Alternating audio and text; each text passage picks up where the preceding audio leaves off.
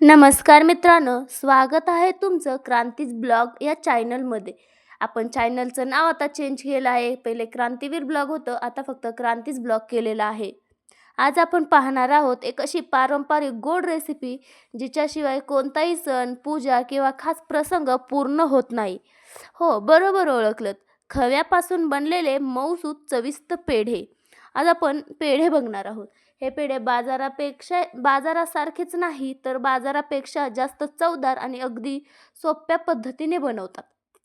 तर चला अजिबात वेळ न घालवता रेसिपीला सुरुवात करूयात. पेढ्यासाठी लागणारं साहित्य खूपच कमी आहे. अर्धा किलो खवा, ताजा आणि मऊ. पिठी साखर तुम्ही घ्या किंवा मग आपली मोठी साखर असेल तरी देखील चालेल. तुमच्या चवीनुसार तुम्ही कमी जास्त करू शकता. आता वेलची पावडर किंवा मग तुम्ही अशीच वेलची देखील फोडून थोडीशी टाकू शकता. मी इथे फोडून वेलची घेतली आहे अर्धा चमचा.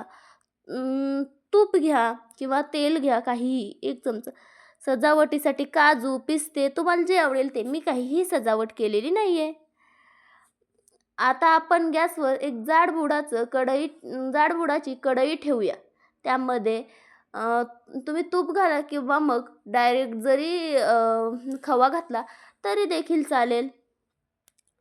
आणि इथे सगळ्यात महत्त्वाची गोष्ट म्हणजे खवा मध्यम आचेवर सतत हलवत भाजायचा. खवा भाजताना तो जळू देऊ नका. रंग बदलून हलका सोनेरी झाला पाहिजे. छान सुगंध आला पाहिजे. हे साधारण 7 ते 8 मिनिटं लागतात. खवा नीट भाजून झाला की गॅस अगदी कमी करा. आता त्यात साखर घालूया आणि चांगलं मिक्स करूया. साखर घातल्यावर खवा थोडा सैल होईल, पण घाबरायचं नाही. थोड्याच वेळात मिश्रण पुन्हा घट होईल. मग यामध्ये थोडं घट झाल्यानंतर यामध्ये आपल्याला वेलची देखील घालायची आहे आणि पुन्हा 2 ते 3 मिनिटं ढवळूया आणि छान असं ढवळत राहायचं आहे. आता पेढ्याचं मिश्रण तयार झालं आहे की नाही हे कसं ओळखायचं? तर मिश्रण कढईच्या कटापासून सुटायला लागलं, चमच्यावर चिकटणार नाही, हाताला घेतल्यावर गोळा बनेल. अशा वेळी गॅस बंद करा आणि मिश्रण थोडं कोमट होऊ द्या.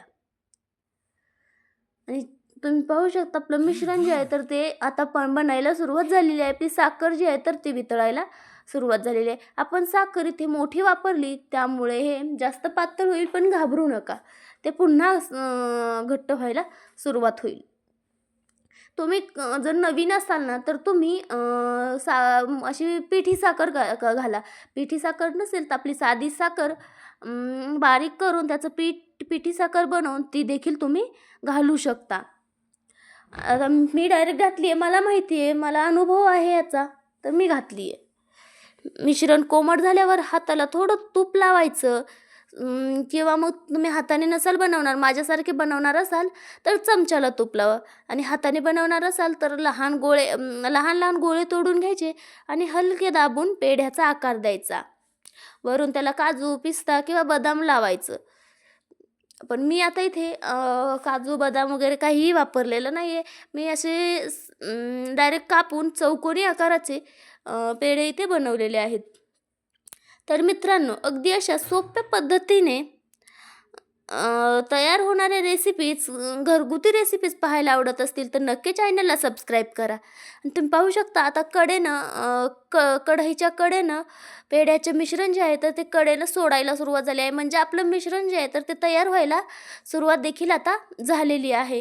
आणि तुम्ही पाहू शकता याचा रंग देखील छान बदललेला आहे. आणि हाच पेढा तुम्ही बाजारात घ्यायला गेलात तर छोटंसं पॅकेट असतं, ₹150 ₹200 पॅकेट देतात. पण आपलं तसं नाही आहे. आपण घरीच आज बनवलेला आहे अर्धा किलोचा पेढा. अगदी अशा सोप्या पद्धतीने तयार झाला आहे आपला घरगुती मऊसूत खव्याचा पेढा. हे पेढे सणासाठी, पूजेसाठी किंवा खास पाहुण्यांसाठी परफेक्ट आहेत. जर तुम्हाला ही रेसिपी आवडली असेल तर व्हिडिओला लाईक करा, कमेंट करा आणि कमेंट करून नक्की सांगा. आणि अशाच सोप्या रेसिपीसाठी चॅनलला सबस्क्राईब करा.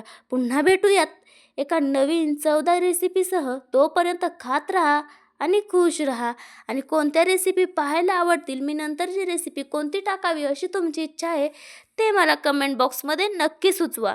आता काय करायचं, मस्त असं चाकूला थोडंसं तेल लावायचं आणि हे आपण एका परातीमध्ये काढून घेतलं होतं आणि ते आता छान सुकू दिलं, कोमट होऊ दिलं आणि मग मी इथे पेढे कापून घेतले आणि मी तुम्हाला दाखवते. बघा पेढा किती मऊ लुसलुशीत झाला आहे. मी ते तुम्हाला फोडून देखील दाखवते. तर तुम्ही पाहू शकता की किती मऊ पेढा झालेला आहे. खायला तर अगदीच चविष्ट आहे. हा पेढा तुम्ही नक्कीच बाजारामध्ये किंवा मग आळंदी वगैरे अशा ठिकाणी नक्कीच पाहिला असेल. मी देखील पाहिला होता आणि सेम मला तो पेढा खूप जास्त आवडला होता. म्हणून मी तसा पेढा बनवण्याचा इथे प्रयत्न केला आणि तोच तुमच्यासोबत शेअर केला. कशी वाटली रेसिपी नक्की सांगा. बाय.